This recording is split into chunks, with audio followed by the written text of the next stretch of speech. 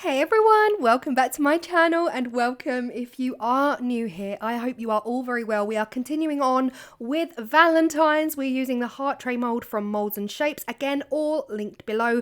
I will put a direct link to this beautiful heart trinket tray mold below, but anything else you want to use, CCC10 at the checkout. We're going to be using this glitter today, absolutely all-time favourite of mine. If you've been with me a long while, you'll know that I bring this out every year. This is the Hemway Red Gold glitter for epoxy resin. I've also got these heart sequins from Amazon. I thought they'd work really, really well together. And we've moved on a little bit from anti-Valentines. We're going for pretty in today's video. This is a really, really easy, beginner-friendly, beautiful, gorgeous tray, and honestly, yeah, I'm absolutely obsessed with it. So I'm going to be using the Apex resin. The Apex resin is a 1-to-1 measurable by volume. I'm just using this calibrated cup. I don't need much. The hardest thing for me, actually guys, let me know in the comment section down below. These cups are great, right? They're calibrated. It means I can pour part A, part B. But when I only need a really, really small amount of resin, the cup doesn't go that low. You know, when it comes to measuring by volume, 1-to-1, the minimum I can measure on this cup, I think, is 100 grams. Well, I don't need 100 grams for the rim of this tray. So let me know if you found any calibrated cups with measurements on the side that go lower than that, you know.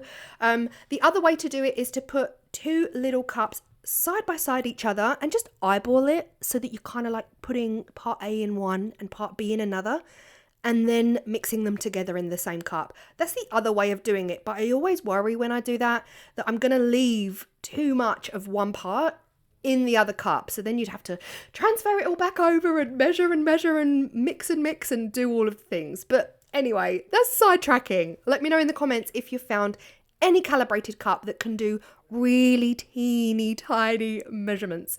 Okay, I have added in my Hemway red glitter into the resin. Now, if you are new here, hi, I'm Claire and I've got a glitter problem. I do love a lot of glitter. Like if I'm using glitter like this, I will pack it in, absolutely tons, and I will saturate the epoxy resin with the glitter. Now, I bought this glitter myself. I do buy my Hemway big sachets sometimes, but I am a Hemway affiliate as well. So I will leave a code down below for you guys for Hemway glitters if you are interested in them at all. They are beautiful in resin. They do not bleed. I had tons left over because anyway, this is how much I had left over, and it gets better because there's more. I made loads of little beautiful red hearts and just stunning glitter. This is, of course, the next day. We are fully cured, ready for the next pour. The next pour is going to be completely clear. Again, this is the Apex resin and it's pretty clear, guys. It's super stunning. Honestly, Apex resin is like one of those resins that in the most beautiful temperature, like if you've got the most perfect temperature in your craft room or if it's a nice warm day, it is like water. It is crystal clear water. Now, I've had this in my resin mixing machine, so there are a few bubbles because of course that introduces bubbles. I can't be bothered to put it through my bubble removing machine, so just using my heat gun just slowly over the surface is going to get rid of any bubbles whatsoever. And like I said, it's pretty clear anyway, so again, heat gun will do the job. I'm finding using resin at the moment a bit trickier, as anyone would across the globe, when it's colder.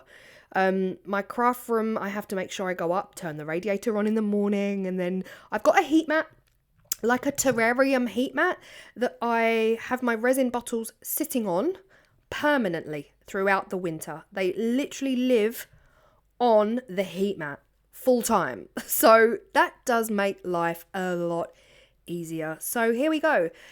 This is what makes this project so simple and so beginner friendly. Red love hearts all over this clear layer of resin.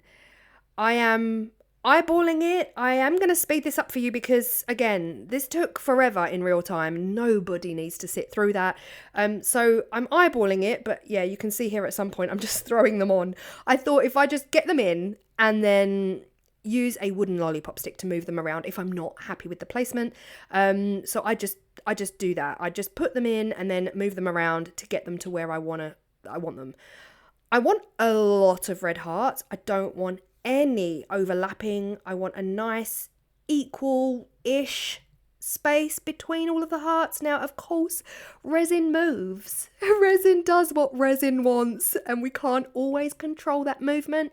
You can wait until the resin thickens up a bit, and then whatever you put in it will move less.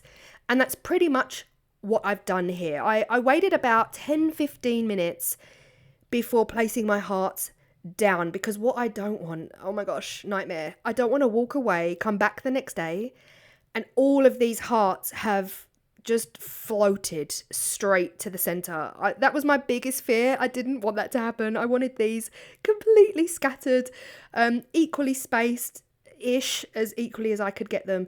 And I really was just eyeballing it. If there was a gap and I felt like I could fit one in that gap, then I was just fitting it in that gap. And also putting some around the edge, so it kind of, this is me just staring at it. Like, I'm going to fill some of these edges because the edges do look a bit neglected.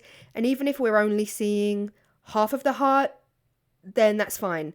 But my guess was that they would move in slightly. So yeah, even looking at it now, I'm thinking, oh, should have put one there.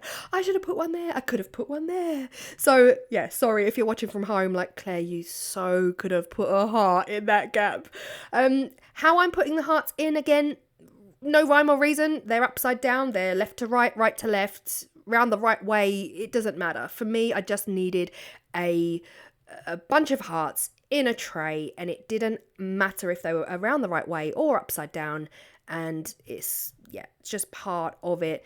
This is what we were looking like when I decided to walk away, and it was just a case of keeping all fingers crossed that I would come back the next day and they wouldn't be floating. But then I thought, it's not worth it. It's not worth risking it because I can't just keep coming up every hour, right? I need to be able to just walk away and carry on with life. So I decided at this point, and this is where I think a couple of things went a little bit skew with. I decided to use my wooden lollipop stick to press each and every heart down, right? This is going to almost guarantee no movement overnight. And again, I didn't want to risk it, so I chose to do this. However, I think this was detrimental to the final piece, and we'll talk about that in a second. What it is doing is absolutely guaranteeing that these hearts are now suctioned, if you like. They're almost suctioned to the surface of the mould. They're not going to move. They're not going to rise up and float to the center. But I didn't realize at the time that these foil red hearts from Amazon weren't incredibly epoxy friendly. A whole world away from the Hemway glitter. That red Hemway glitter would not bleed out in a million years. Whereas these, they were bleeding out all over the place. I was deep down devastated, honestly, because I thought, why did I have to push them down? We're now calling this the Bleeding Hearts tray, so it works. My only option at this point was to suck it up and move on and keep fingers crossed that it wasn't like one big bleeding mess the next day, which luckily it wasn't. And yeah, secondly, scoop every single heart out, clean everything up and start again. I didn't want to do that, so I decided to roll with it. We're rolling with it, and it's the Bleeding Hearts tray because it can't be anything else at this point. There are days where I sit there and I think, do you know what? One day I'm going to have a video where nothing goes wrong. I mean, I do get those days. I really do. I'm not being hard on myself. I just, yeah. Anyway, it's time to back the tray, and I'm using this gorgeous pink paste from Resin. Does anyone remember Resin? Oh, that was a dark day when they closed down and went out of business. I've still got all of their pastes and pigments, and I'm trying to use them up. I mean, they pretty much last forever, to be honest. It's been years, probably 6-7 years since I bought this pink, and it's still working beautifully.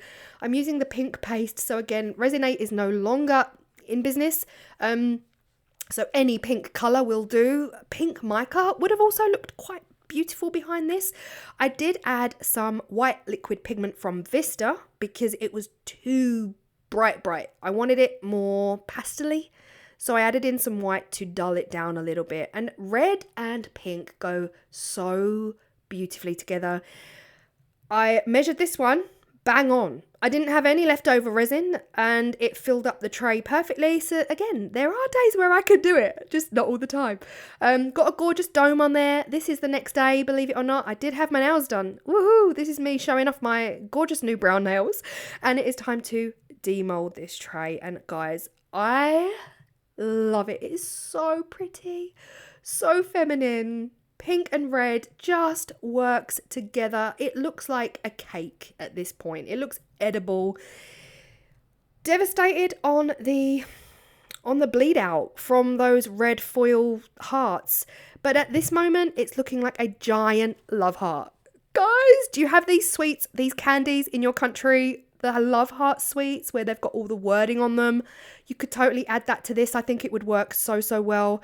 I'm loving the way the hearts look. It's not so obvious. Of course you can see it. You can see it. But it's not glaringly, devastatingly obvious that some of these hearts have had a little bleed of the colour into the clear resin. So I'm okay with that. I'll sell it as a slightly not perfect. Look at this. Oh, bit of a shame. Maybe I could have just made it into a feature and made all of the other hearts, like moved them all to the point where they started bleeding out as well. We've got a little bit of glitter debris down at the bottom of the heart that I missed when I put a backing on it. But hey, you know, what is Claire's Crafty Corner if there isn't something? There's always something.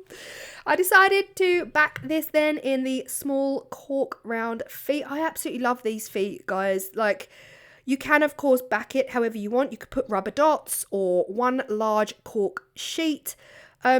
These feet, these dots are just, they're so handy, these cork dots. Honestly, I've got a massive roll and I feel like they're lasting me years. That's how it feels.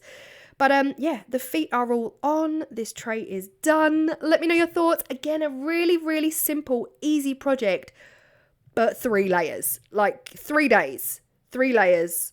I love it. I think it's simple yet beautiful, impactful. It's about as Valentine's Day as you couldn't possibly get without putting vinyl on there that says, "Be mine." It's just pretty and beautiful. The mould, so versatile. Honestly, I feel like this mould is just going to be, yeah, you're going to see a lot of this mould. Not necessarily just around Valentine's either. We've got Mother's Day, Father's Day, Easter. We've got all of the events that this mould would be absolutely perfect for. Again, moulds and shapes all linked below. The hearts, I am a bit disappointed in. I would not recommend. The Hemway glitter, of course, never does bleed out. It is for epoxy resin. It's perfect. But yeah, let me know your thoughts. I hope you feel inspired, if in any way other than what not to do. I will see you all in the next video. Bye.